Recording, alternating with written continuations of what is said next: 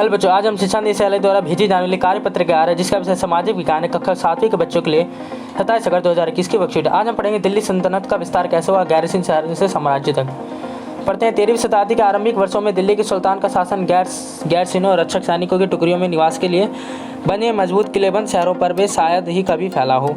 शहरों से संबंध था लेकिन उनसे दूर भारतीय प्रदेशों पर उनका नियंत्रण ना के बराबर था और इसलिए उन्हें आवश्यक सामग्री रसद आदि के लिए व्यापार कर या लूटमार पर निर्भर ही रहना पड़ता। दिल्ली से सिंदूर, बंगाल और सिंध के गैरसिन शहर का नियंत्रण बहुत ही कठिन था। बागवत युद्ध यहाँ तक कि खराब मौसम से भी उनके संपर्क से नाजुक सूत्र छिन्न भिन्न हो जाते थे। शासन को अफगानिस्तान से आने वाले हमलावरों और उन सूबेदारों से बराबर चुनौतियाँ मिलती रहती थीं जो जरा से कमजोरी का आभास मिलते ही विद्रोह का झंडा खड़ा कर लेते थे। उन चुनौतियों के चलते सल्तनत बड़ी मुश्किल से किसी तरह अपने आप को बचाई हुई थी।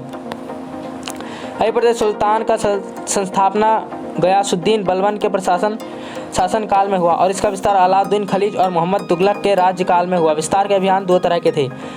सल्तनत की भीतरी सीमा, गैरसिन शहर के भीतर, यानी कि सल्तनत की भीतरी सीमा में जो अभियान चले उनका लक्ष्य था गैरसिन शहरों की पृष्ठभूमि से स्थित भीतर क्षेत्रों की स्थिति को मजबूत करना।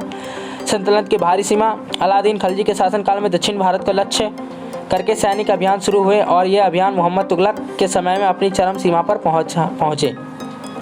उसके बाद गंगा यमुना के दोआबे से जंगलों के साफ कर दिया गया और शिकारी संग्रहों तथा चारवाहों का उनके पर्यावास से खदेड़ दिया। वह जमीन किसानों को दे दी गई और कृषि कार्य को प्रोत्साहन दिया गया। इन अभियानों में सुल्तानात की सेनाओं ने हाथी, घोड़े और गुलाम और मूल्यवान धातुओं को अपने कब्जे में ले ली। मोहम्मद तुगलक के राज्यकाल के अंत तक इस उपमहाद्वीप का एक विशाल क्षेत्र उसके युद्ध अभियान के अंतर्गत आ चुका था।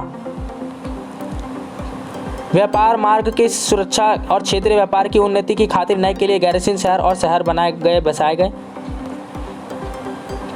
दिल्ली सल्तनत की सेनाओं ने सूत्रों की सेनाओं को परास्त किया और शहर पर कब्जा किया। इसके सूबेदार और प्रशासक मुकदमों में फैसले सुनते थे और साथ ही किसान से कर वसूल करते थे। आगे बढ़ते हैं। भीतरी प्रदेश किसी शहर या बंदरगाह के आसपास के इलाके जो शहर के लिए वस्तु और सेवाओं की पूर्ति करें उन्हें भीतरी प्रदेश कहते हैं। गैरसिन शहर किले बंद बसाओ जहाँ सैनिक रहते हैं और दो नदियों के बीच की जमीन।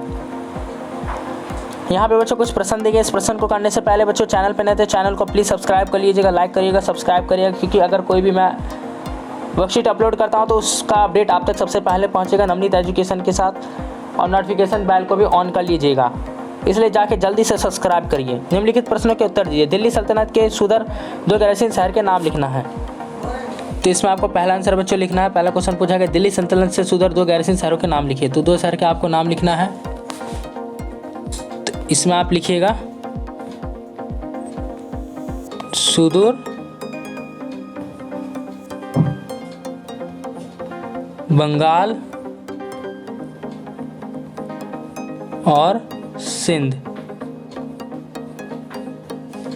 सुदूर बंगाल और सिंध, ये दो शहरों का नाम लिखने हैं।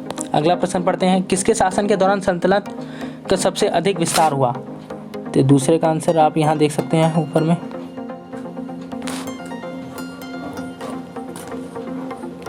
आपको बस इसमें नाम लिखना है मोहम्मद तुगलक, बस दूसरा आंसर है आपका। तीसरा, सल्तनत के भीतर बाहरी सीमा से आप क्या समझते हैं? तो इसका आंसर आपको देखिए यहाँ से लिखना है। देखिए सल्तनत की भीतरी सीमा से गैरसिन शहरों के भीतर क्षेत्र है, ये है। उसका सल्तनत की बाहरी सीमा गैरसिन शहरों के भीतर क्षेत्र है। ये आपका ये भीतरी सीमा है और ये गैरसिन सीमा यानी कि बाहरी सीमा है। ठीक है बच्चों, तो आपको ये लिख लेना है शहर की सुल्तानत की भीतरी सीमा से हम गैरसिन शहरों के भीतरी क्षेत्र होते हैं और सुल्तानत की बाहरी सीमा से गैरसिन शहरों के भीतरी क्षेत्र से परे के क्षेत्र। आई होप आपको वर्कशीट समझ आई होगी। तो प्लीज़ चैनल को सब्सक्राइब कर, लाइक और शेयर करें। मिलते हैं अगली वर्कशीट में नई वीडियो के साथ।